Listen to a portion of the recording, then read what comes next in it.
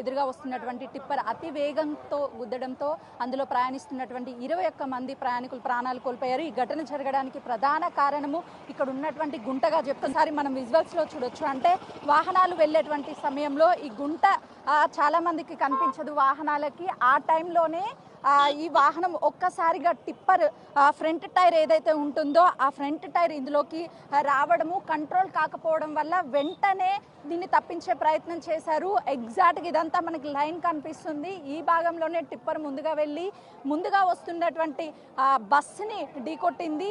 ఈ ప్రమాదం జరిగింది. అసలుకి తెల్లవారుజామున ఇలాంటి ప్రమాదాలు ఎక్కువగా జరుగుతూ ఉంటాయని చెప్తున్నారు. ఈ సంఘటనని చూసినటువంటి ప్రత్యేక సాక్షి మనతో పాటు ఉన్నాడు. ఏ టైంలో జరిగింది, ఏం జరిగింది? 6:40కి అయింది మేడం. అంటే తాండూరు ఎక్స్ప్రెస్ ఇక్కడ వస్తుంది. లారీ టిప్పర్ లారీ ఇటు నుంచి గులాయి ఉంది, గుంతుంది. మేము ఇంత బ్యాక్ సైడ్ నుంచి వస్తాం. మా పొలం పక్కనే ఈ పొలము. నేను బ్యాక్ సైడ్ నుంచి వచ్చిన. అయితే యాక్చువల్ అయితే లారీ అనేది తప్పు. అంటే లారీ అనేది తప్పు అంటే గుంతుంది, ఇక్కడ ఓళ్ళు గుంతుంది కాబట్టి ఆ గుంతను తప్పినీకి పోయి లారీ అనేది దాని మీద బస్సు మీదకి దూసుకొని వెళ్ళింది. అది కార్నల్ ఉంది. ఆయన గుంతను తప్పినీకి పోయి చక్కగా బస్సు మీదకి పోయింది. బస్సు మీదకి పోయి బస్సు మొత్తం వన్ సైడ్ మొత్తం వెళ్ళిపోయింది మేడం. బస్సు ఒక మీరు చెప్పినట్లు చాలా పెద్ద గుంత కనిపిస్తుంది. ఫర్ ఎగ్జాంపుల్ ఈ కారే వెళ్ళేటువంటి సమయంలో ఒక టైర్ మొత్తం కూడా ఇందులో ఇరుక్కుపోయే అవకాశం ఉంటుంది. అంటే ఎగ్జాక్ట్ గా ఈ గుంతలో టిప్పర్ అనేది దిగిందా లేకపోతే తప్పించడానికి ప్రయత్నం చేసిందా? ఆయన తప్పించడానికి పోయింది మేడం. ఇట్లా తప్పినీకి పోయి ఇటు క్రాస్లో ఇటు వెళ్ళిపోయింది. Right side గుంజుకుపోయింది. బస్సు ఉన్న సైడే మొత్తం పోయింది. బండి అనేది బస్సు పైన పడ్డది. మొత్తం కంకర వన్ సైడ్ బస్సు ఉన్న డ్రైవర్ సీట్ ఉన్న మొత్తము సీట్లన్నీ మొత్తం కంకరతో నిండిపోయింది మేడం. అంటే ఈ రోడ్డు మొత్తం ఎన్ని ఫీట్లు ఉంటుంది? రెండు వాహనాలు అంటే ఒకవైపు బస్సు వస్తున్నా మరోవైపు లారీలు వెళ్తున్నా, రెండు వెళ్ళడానికి సరిపోతుందా? సరిపోదు మేడం. వన్ సైడ్ ఇది 30 ఫీట్ ఉంటుంది మేడం. 15 30 ఉంటుంది మేడం. 30 ఉంటుంది ఇది రోడ్డు. ఇంతకు ముందు కూడా ఇక్కడ ఆలూరు కూడా అయింది మేడం. ఇంతకు ముందు మా ఎమ్మెల్యే వచ్చిండు. 15 సంవత్సరాలు ఎమ్మెల్యే. ఇప్పుడు ఇది బీజాపూర్ హైవే శాంక్షన్ అయ్యి 10 సంవత్సరాలు అవుతుంది. ఆల్రెడీ పక్క పొలాలకు కూడా డబ్బులు పడ్డాయి. ఇప్పుడు 5 సంవత్సరాలు అయింది, డబ్బులు కూడా పడ్డాయి. కానీ రోడ్డు ఒకవేళ వెడల్పు చేస్తే ఇలాంటి ఘటనలు జరిగాయి మేడం.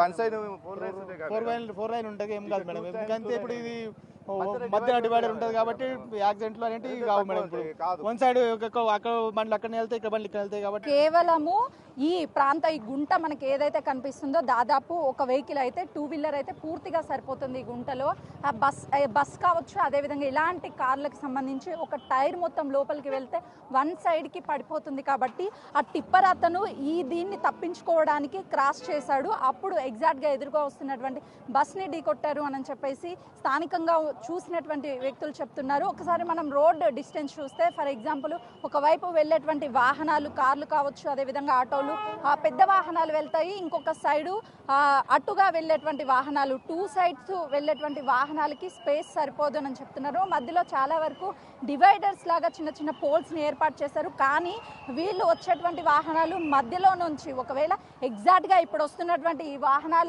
ద్వారా కానీ ఈ వాహనాలు ఇటు సైడ్ వస్తుంటే అటుగా వెళ్ళేటువంటి వాహనాలకు అనేది కొంతమేరకు ఇబ్బందే ఉంటుంది, ఇరుకిరుగ్గా ఉంటుంది, రోడ్డు సరిపోదు అని చెప్పొచ్చు. ఈ రోడ్డు మొత్తం ఒక లెవెల్లో కనిపిస్తే ఇక్కడికి వచ్చేసరికి పూర్తిగా మనకి రోడ్డు అనేది డౌన్ కనిపిస్తుంది. ఎగ్జాక్ట్గా 60 ఫీట్ ఉన్నటువంటి ఈ రోడ్డు ఏదైతే ఉందో వెళ్ళేటువంటి వాహనాలు, వచ్చేటువంటి వాహనాలు ఎట్ ఎ టైం వచ్చినప్పుడు వెళ్ళేంత గ్యాప్ రెండు వైపులా ఉండదు అని చెప్తున్నారు. అందుకే అటుగా వస్తున్నటువంటి లారీ కావచ్చు, ఇటుగా వెళ్తున్నటువంటి బస్సు, అక్కడ మనం విజువల్స్లో ఇంకా చూడొచ్చు, ఆ బస్సుని క్లియర్ చేస్తూనే ఉన్నారు. అంటే బస్సు ఫ్రంట్ సైడ్ భాగంలోకి టిప్పర్ చొచ్చుకుపోవడానికి ప్రధాన కారణము ఆ గుంటనే. అక్కడ గుంట నుంచి బయటికి తప్పించుకోవడానికి ఆ ట్రిప్పర్ డ్రైవర్ కొంతమేరకు ట్రిప్పర్ని అనేది పక్కకి తప్పించడానికి చేశాడు. అప్పటికే ఆ టైరు ఒక సగభాగము ఆ గుంతలో పడిపోయింది. ఆ తర్వాత స్పీడ్గా ఉన్నటువంటి ఆ టిప్పర్ వచ్చి బస్సు భాగాన్ని మొత్తం కూడా ముందులోకి చొచ్చుకుపోవడం వల్లనే ఈ ఘటన జరిగిందని చెప్తున్నారు. ఇప్పటికే ఈ ఘటనలో 21 మంది ప్రాణాలను కోల్పోయారు. ఒక చిన్న పాప 6 నెలలు కూడా నిన్నటువంటి పసి పాపని తన తల్లి ఒడిలో ఉంచుకొని నేను చనిపోయినా నా బిడ్డైనా కనీసం బ్రతుకుతుందన్న ఆశతో ఆ తల్లి ఆ బిడ్డని కౌగిలించుకొని గట్టిగా పట్టుకుంది. కానీ మృత్యువు మాత్రం ఆ చిన్న పసిపాపను కూడా వదలలేదనే చెప్పాలి. ఈ ఘటన అందరినీ కలిచివేస్తుంది.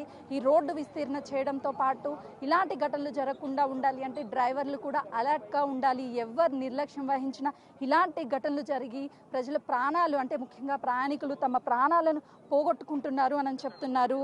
ఇక్కడ ఈ ఫ్రంట్ భాగం బస్ మొత్తం కూడా డ్యామేజ్ అయింది కాబట్టి అందులో ఉన్నటువంటి కంకర్నంతా ఇప్పటికే క్లియర్ చేస్తున్నారు. మృతుల సంఖ్య కూడా పెరిగే అవకాశం ఉంది అని చెప్తున్నారు. మరికొద్ది సేపట్లోనే మంత్రి పొన్నం ప్రభాకర్ ఇక్కడికి చేరుకొని ఈ ఘటన ఏ విధంగా జరిగింది అని చెప్పేసి వివరాలు సేకరించడంతో పాటు ఆ బాధిత కుటుంబాలను కూడా పరామర్శించబోతున్నారు. కెమెరామెన్ పరశురామ్తో సుజాత చెవెల్లా.